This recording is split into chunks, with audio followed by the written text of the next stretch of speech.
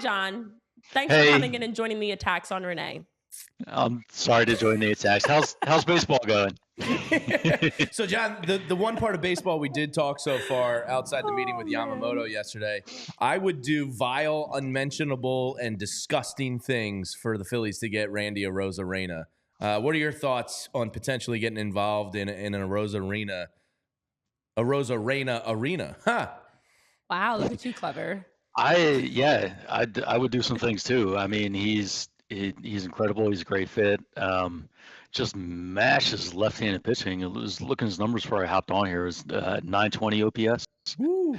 Um, that's a good fit, but I am skeptical that it's going to happen because one of the things the Phillies seem to be doing is setting up for the future, where you maybe have Rojas in center, Marsh in left. Do you want to commit resources to somebody like that in left field, and then it sort of blocks the path for Rojas unless Rojas would be sort of in the deal. But my feeling has really been that they can't go after somebody too good, because what if Rojas comes in spring training and he's killing the ball and you love him in center and Marsh needs a spot in left? You can't sign somebody awful either, because what does that bring you? So that puts me in like the Tommy Pham journeyman category.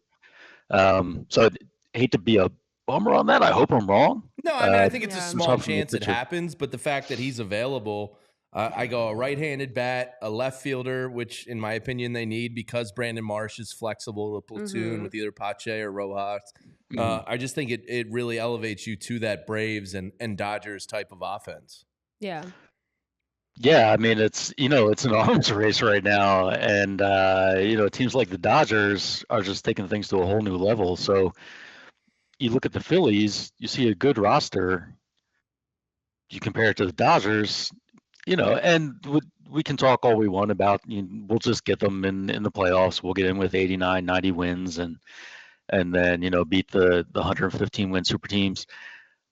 I don't know how many years you want to count on that. We beat the Braves 2 years in a row.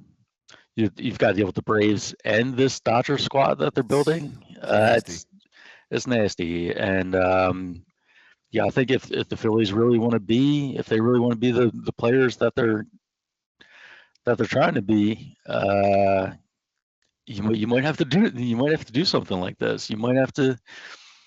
I don't know. I have no idea what they offered Yamamoto, but maybe you have to be aggressive with him and just do some things that are surprising, because you're up against these super teams. It's disheartening in some ways. I have faith in our guys, but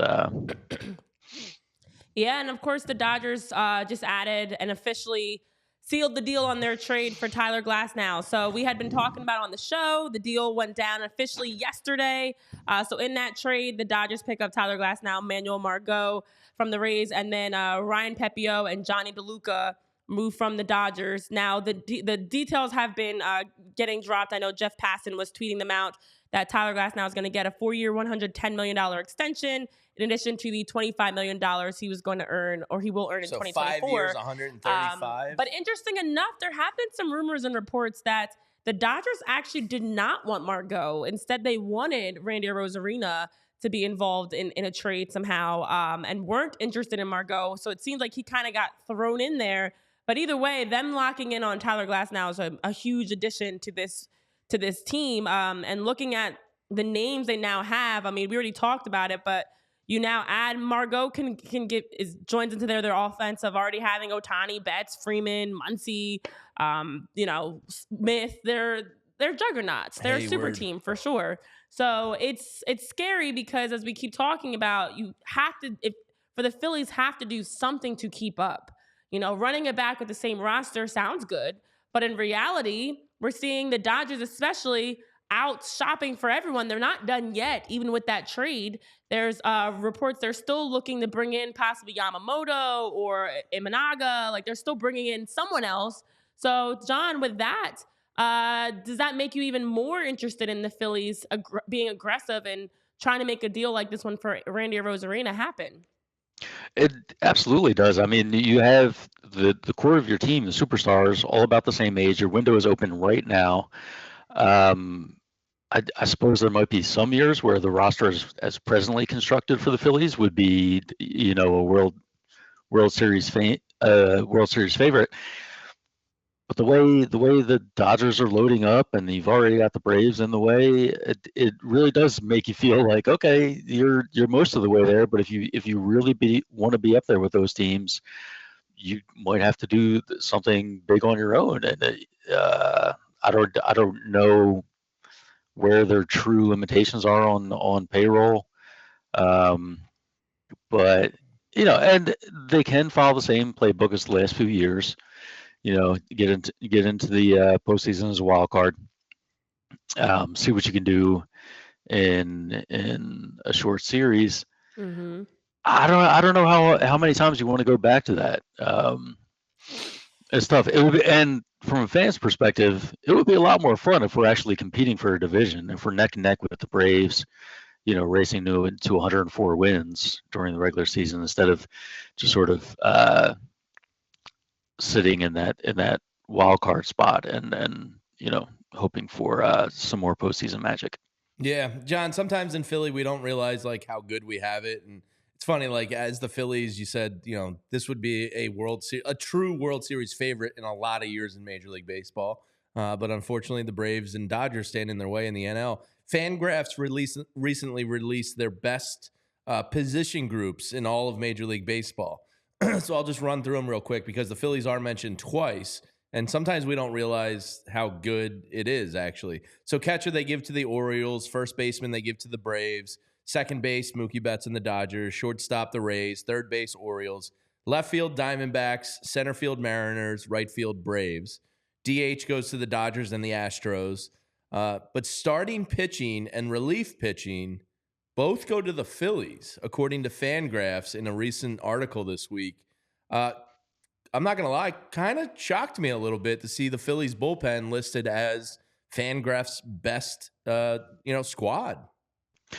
It is really surprising, but I think it's a function of if you look around Major League Baseball and just look at the landscape of pitching in the league, it's not quite the same. You're sort of, we used to talk about the Roy Halladay's, Cliff Lee's as like horses, and it would be talking about 8-9 innings. Now we're talking about 7 innings out of your starters, and they have some big arms in that bullpen. So the pitch, I think the pitching is the Phillies pitching is better than Phillies fans give it credit for. Yeah, because you're thinking about maybe some of the real the most amazing staffs the Phillies have had all the time. But if you just compare it to what else is out there around the league, the Phillies are in pretty good shape. Yeah. Would you rather give 5 years and $135 million to Tyler Glasnow,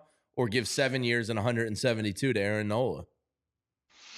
Because Glasnow gets hurt a lot. Like, as good of a move as it is, it does have some risk involved with it. What I can say is I'm happy that they got Nola back in the fold at what seems like a reasonable price. And we'll all, come June, July, we'll all be complaining about him as he gives up his 4th home run of the Rad 4th inning. But the truth is, he's what qualifies as a horse right now. Yeah, I mean, as you talk about Tyler Glasnow's injuries, I did see an interesting post or tweet that was out, and it was saying the Dodgers starting rotation now has a combined 37 Tommy John surgeries. It is a Major League Baseball record. And by the way, he sucks in the playoffs. He's worse than Kershaw in terms of ERA with innings pitched. So it's a lot of injuries, and that's something that's, as much as we give a lot of heat towards Aaron Nola, to be durable in any sport does go such a long way, and definitely adds extra value that you can rely on that person. See, game after game, season after season. So hey, injuries, and you're taking a look at things in terms of Tyler Glasnow specifically. Dodgers continue to add and are possibly going to be adding more, which makes things even more interesting. But John, when it comes to Yamamoto specifically, we've heard the the term that the Yankees and Dodgers are co-favorites. We haven't actually had a chance to chat with you on the show about it. But, of course, now with the Phillies in the mix, as well as 6 other teams, so 7 total teams in the mix with the the Yankees and Dodgers as co-favorites, where do you see Yamamoto going as of now? If I had, as of now, if I had to guess, like the damn Dodgers again, unfortunately, would be my guess. I do like the Phillies are mentioned as in the mix for whatever that means. If they do land him, it would be incredible, and I would just love that the Phillies went about their business in this way and made an aggressive push, and were kind of under the radar, and didn't leak a lot of information, but you just don't get that feel that they're really there. That